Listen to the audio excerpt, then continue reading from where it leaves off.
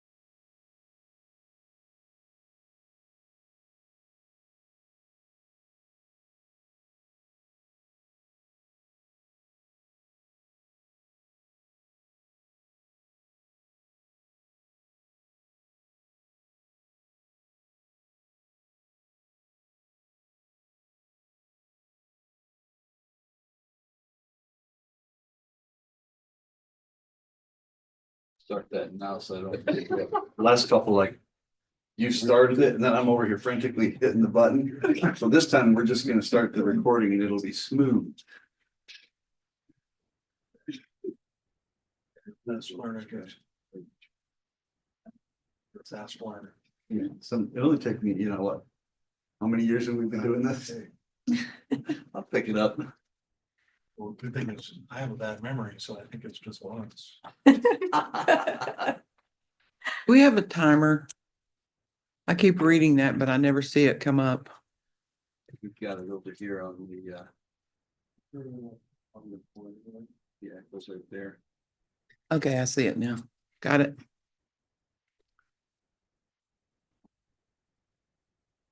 We pick it up when we're not using it.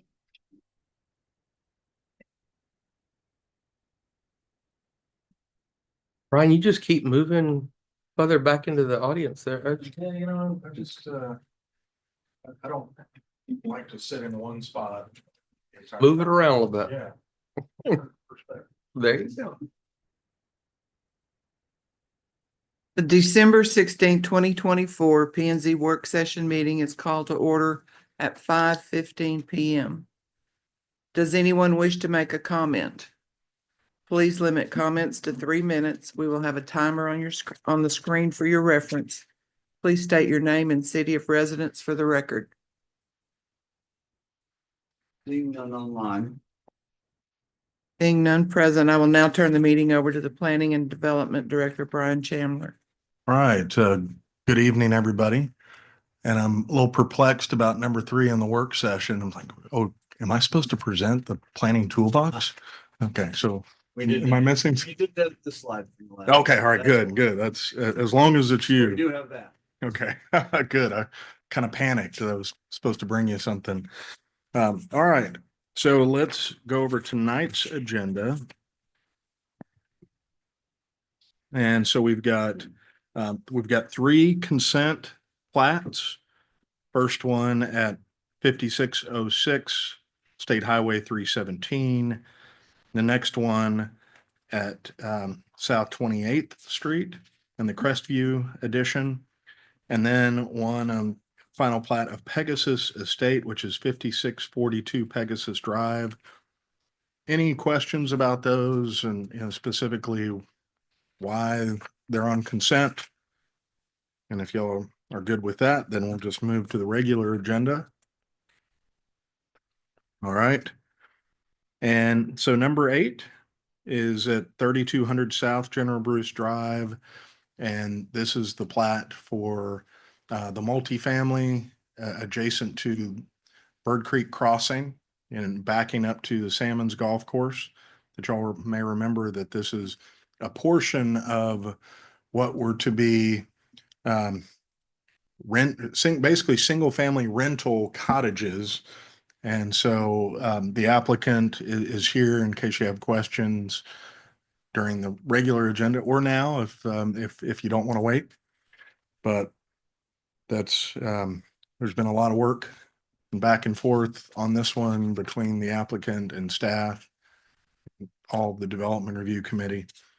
Any questions about that one? Final plat of the station cottages, replat. Okay. And then the other regular agenda plat is for Beyond the Bend Phase 2. And really, I guess this is called Phase 2, but it should probably be Phase 3 because you saw Phase 1 for multifamily next to Bend of the River, but that doesn't include the multifamily that's under construction already. So I don't know what that plat was called, but for my purposes, I like to look at it as Phase 3 because there's construction already going on. Then there's proposed townhomes across the way from the multifamily, and then this would be additional townhomes. But this is on the south side of Don Ringler, right?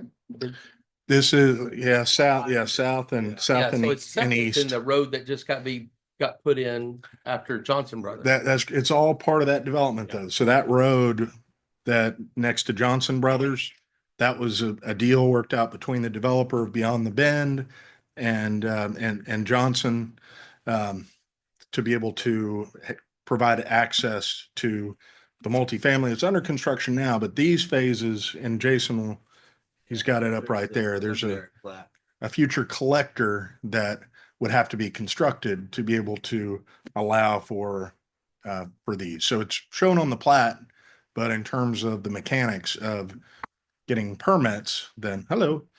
And Jason will go over that in the presentation, but yeah, you can see that is the red.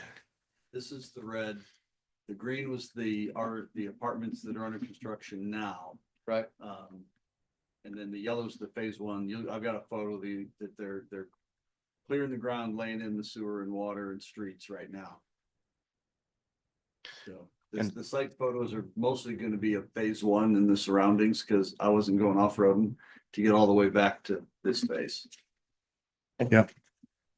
And so once the multifamily and the townhomes have been fully constructed, I mean, of course, they still have to meet our subdivision entry standards for access and fire. So, and then of course there's future retail, town center, and then more regional commercial along the I-35 frontage or South General Bruce frontage. I guess that tells you, Jason and Brian, that TxDOT's not gonna go on that side when they start widening. It's gonna come. I mean, right, I mean, No, I'll disagree with you if I may. okay, no, I'm Where curious. the residential is gonna be far enough back to not be impacted by the widening. There's this pink swath of future commercial. So what we don't know is whether the commercial is gonna come first or the I-35 widening will come first. So we could There's do a it there. good bit of cushion for many future homes. It just be the businesses that might be affected. Gotcha. Okay. Thanks. Yep, you bet. And that's all I have. Any other questions on tonight's agenda? And if not, I'll give you a quick update on the last city council action. And so you'll recall that the plan development to accommodate a accessory structure where construction had already begun, but to convert that to an accessory dwelling unit at 1104 South 11th Street, that you all saw that at the November 18th meeting. So 2 meetings ago. And just a reminder, that's at the corner of West Avenue K. And you see the before, top left, and then the after. So they had renovated the existing duplex. So this was an old duplex that perhaps was actually designed for that, not converted to a duplex, since it was built in probably the teens. And then there's the building, the bottom right-hand corner. And then the site plan. And so the parking as shown, council approved that. They actually approved the entire site plan as proposed.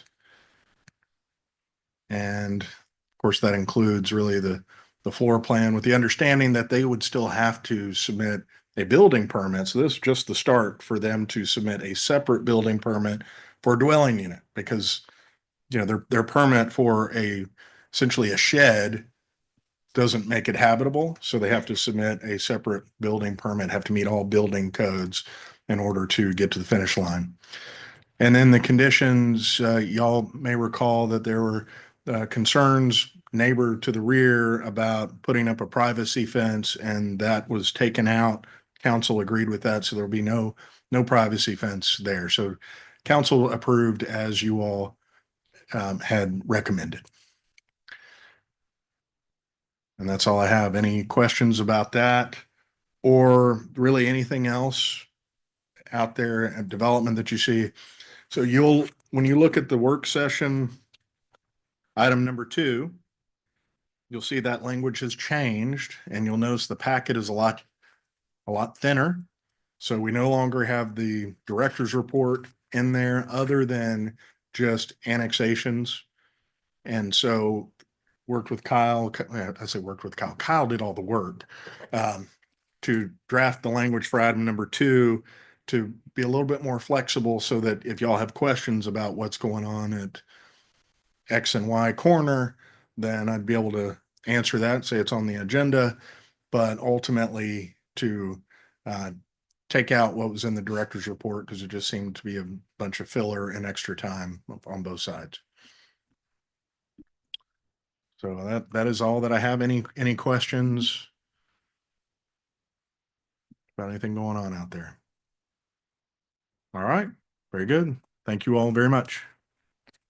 May I have a volunteer for the invocation, please? Commissioner Morales will give the invocation. May I have a volunteer for the pledge? Commissioner Walker will do the pledge. We will now hear from Tiffany Harrison in regards to any affidavits. Commissioners, for the record, no affidavits to abstain have been received for this meeting. Is this correct?